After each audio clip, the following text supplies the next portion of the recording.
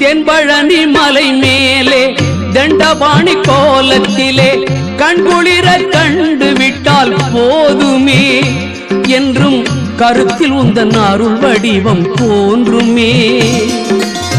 தென்பழனி மலை மேலே தண்டபாணி கோலத்திலே கண்குளிர கண்டு விட்டால் போதுமே என்றும் கருத்தில் உந்தன் அருள் வடிவம் தோன்றுமே.